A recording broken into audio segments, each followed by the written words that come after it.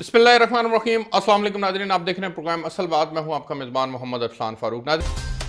जी welcome back नाज़रीन। Break से पहले हमारे साथ जावेद हुसैन साहब थे, साबिक़ सफ़ारतकार, और अब हमारे साथ बैनुल अक़वामी अमूर के माहिर हैं जनाब प्रोफेसर डॉक्टर फ़ारूक हसनास साहब। इनसे करतारपुर राहदारी के मौजू के ऊपर बात को आगे बढ़ाते हैं। डॉक्टर साहब, आप इस सारे सिनेरियो को किस तरह से ऑब्ज़र्व करते हैं कि एक तरफ पाकिस्तान का पॉजिटिव जेस्चर है करतारपुर राहदारी को लेकर, इन्होंने इनिशिएटिव लिया, और दूसरी तरफ इंडिया का एक जेस्चर है कश्मीर को लेकर के, और कश्मीर के अंदर स्टिल कर्फ्यू है।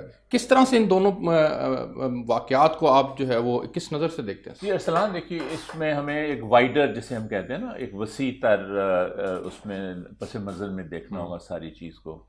ये हकीकत है कि नानकाना साहब और करतारपुर साहब सिखों की मुक़द्दस तरीन मकामात, बिल्कुल ठीक है, जिस तरह हमारे मक्का और मदीना शरीफ। तकरीबन 18 साल ज़िंदगी के आखिरी अयाम बाबा गुरु नानक ने यहाँ गुजारे। ना सिर्फ गुजारे, वहाँ वो वफात भी पाई, और वहाँ उन्होंने तरीके बताए सिखों को कि खेती बाड़ी वो करते थे और लोगों के साथ रहना सहना और बातचीत कर।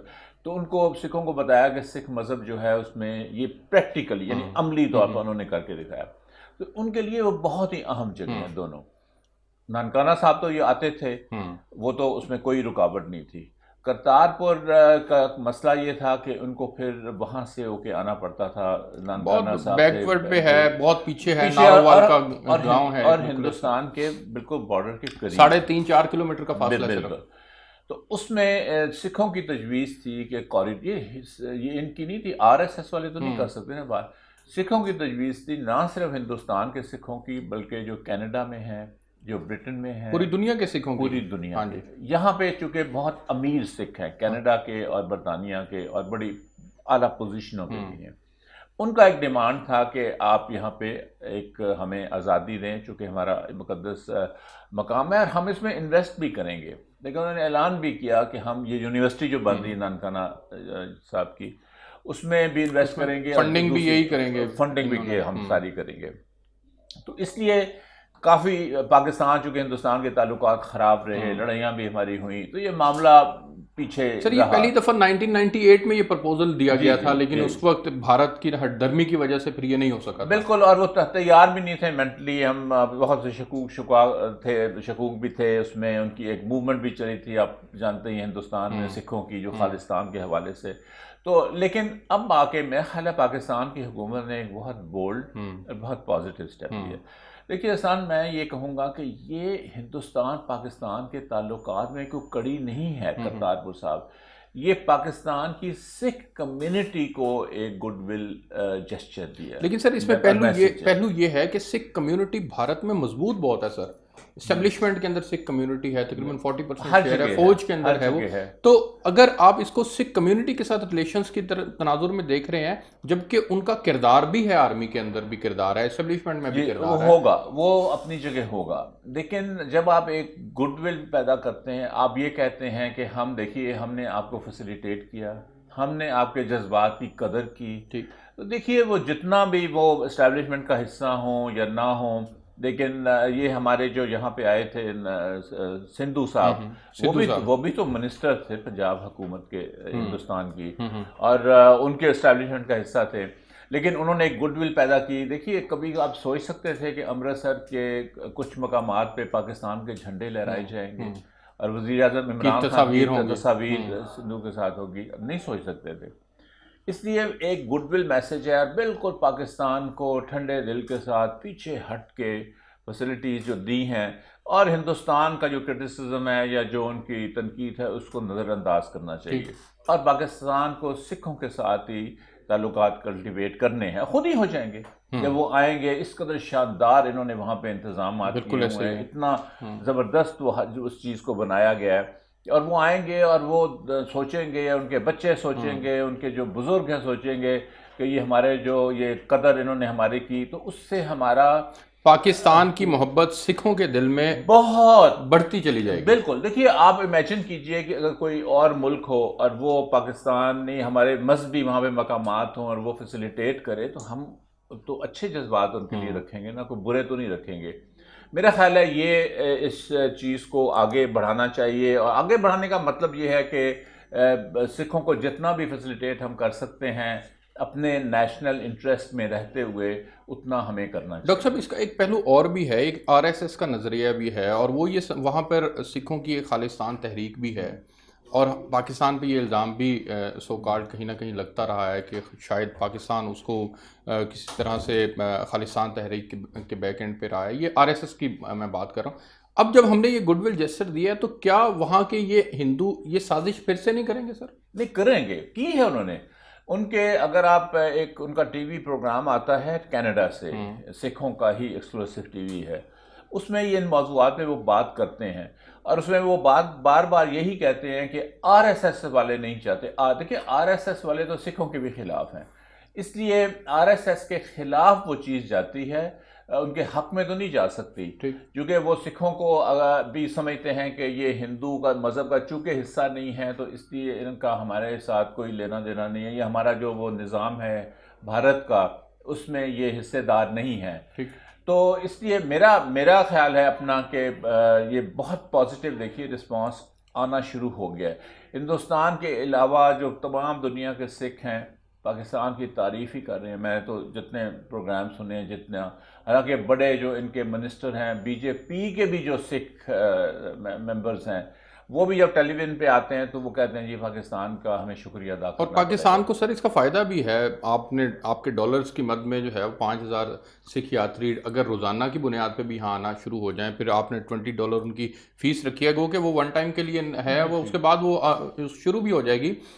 یہاں پہ ریلیجس ٹورزم جو ہے وہ اس کا فروغ ہوگا، پاکستان کو بھی اس کا فائدہ بہرحال پہنچے گا سر۔ لیکن اس کا جو دوسرا پہلو جو میں نے سوال پہلے کیا تھا کہ جو بھارت رسپانس میں کر رہا ہے کشمیریوں کے ساتھ سر، اس کا سر آپ کیا دیکھتے ہیں کہ ہماری پالیسیز کہاں کھڑی ہیں کہ ہم تو گڈ ول جیسچر دیتے ہیں لیکن بھارت نہیں دے رہا؟ دیکھیے بات یہ ہے کہ میرا خیال ہے کشمیر کو اس سے پرے رکھنا چاہیے، اور لیکن ایک لنک بنتا ہے۔ لنک یہ ہے کہ سکھوں نے کشمیریوں کی حمایت کی ہے، ابھی بھی کی ہے۔ ٹھیک ہے، ابھی جو پنجاب میں سکھوں کی حکومت ہے، یعنی پنجاب میں سکھوں کا جو ان کا چیف منسٹر ہے، اس نے بھی کشمیر کی بات کی ہے، جو باقی بھی سکھ لیڈر ہیں انہوں نے بھی کشمیریوں کی بات کی ہے کہ آپ، اور وہ کہتے ہیں کہ ہمیں ڈر ہے کہ وہاں پہ کشمیریوں کے بعد ہماری باری آئے گی، اس لیے وہ لنک بنتا ہے۔ کشمیر میں اگر وہ کشمیریوں کے ساتھ ظلم کر رہے ہیں تو وہ آپ دیکھیں گے کہ پوری دنیا میں بدنام ہوئے ہیں، ہیومن رائٹس کے حوالے سے، دوسرے حوالوں سے، اور کشمیری اب پوائنٹ آف نو ریٹرن پہ پہنچ گئے ہیں۔ ان کے جو پرو ہندوستان کشمیری بھی تھے، جیسا محبوب مفتی فیملی ہے، جیسا عبداللہ فیملی ہے، ان کو بھی انہوں نے غدار قرار دے کے جیلوں میں ڈالا ہوا ہے۔ دوسرے جو ان کے اور بھی لوگ تھے، جیسا شاہ فیصل ایک لڑکا تھا جو اس نے ٹاپ کیا تھا انڈین سول سروس میں، اور اس نے ریزائن کر دیا، اس نے ریزائن کیا۔ انہوں نے پہلے بہت شور مچایا جب وہ اس نے امتحان کا مقابلے کا امتحان میں وہ اول آیا، تو کہا گیا کہ دیکھیے کشمیر انڈکٹ ہو گیا انڈیا میں، انڈیا کا حصہ بن گیا ہے، مرج کر گیا ہے ہمارا سب کچھ، لیکن اس نے ریزائن، اس نے کہا میں ان کے ساتھ نہیں چل سکتا۔ اب وہ جیل میں ہے، اور غداری کے الزام میں وہ جیل میں ہے۔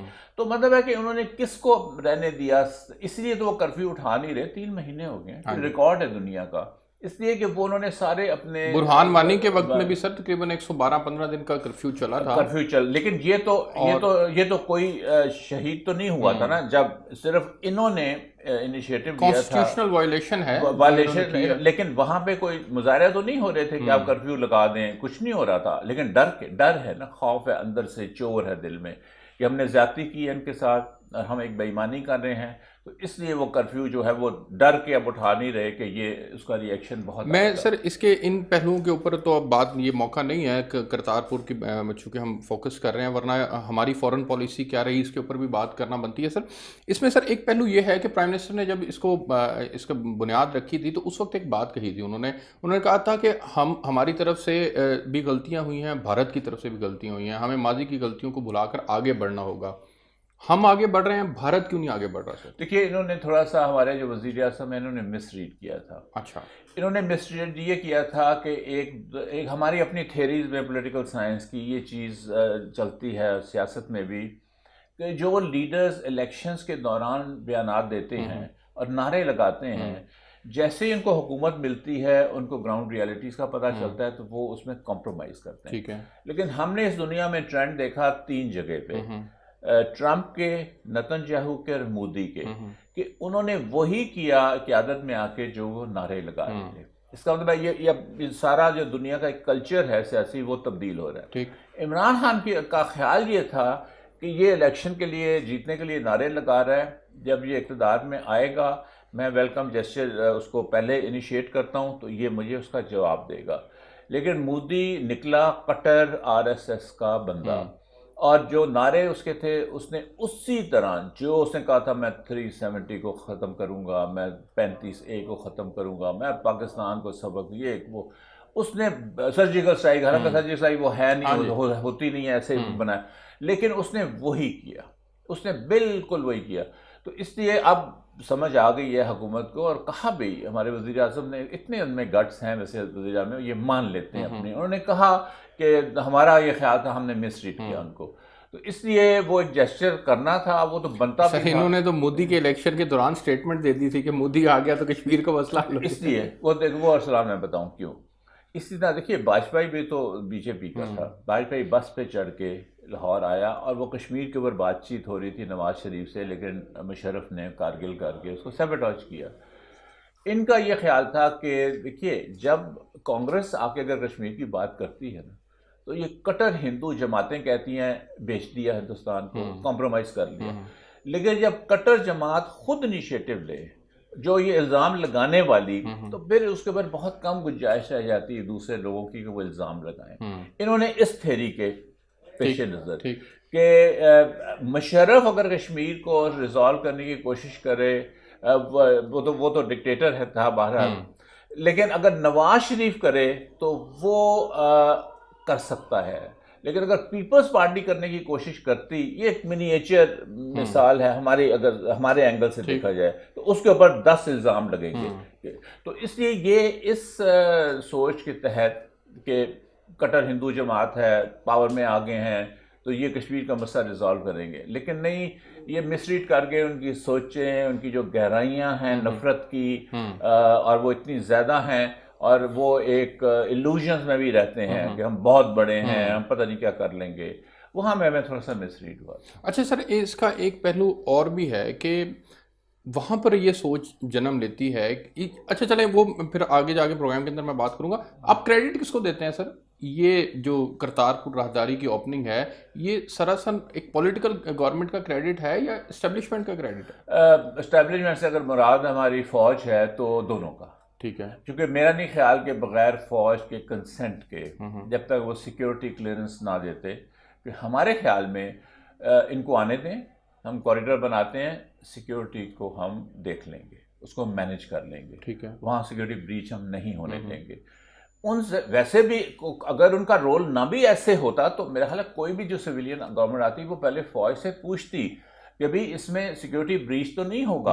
اتنے ہزاروں کی تعداد میں ہندوستانی آ رہے ہیں، چلیں اگر ہم تھوڑی دیر کے لیے ان کو سکھ نہیں ہندوستانی سمجھیں، تو انہوں نے یقین دلایا کہ نہیں ہوگا، تو پھر یہ بات آگے چلی. تو اس لیے میں تو کریڈٹ دوں گا. اب میرا خیال ہے دیکھیے ٹو بی ویری فیئر، اگر یہ عمران خان نہ بھی ہوتے نا، نواز شریف بھی ہوتے، تو انہوں نے بھی یہی کرنا تھا. پیپلز پارٹی ہوتی تو شاید وہ نہ کرتی اس ڈر کے کہ ہم پہ فوراً الزام لگ جاتا ہے کہ ہم سافٹ ہیں، لیکن انہوں نے بھی یہی کرنا تھا. تو میں تو کریڈٹ دوں گا سویلین لیڈرشپ کو، ہماری سب کو نہیں، چند کو اور فوج کو مل کے ہوا ہے. ٹھیک ہو گیا سر، آپ کا بہت شکریہ. ناظرین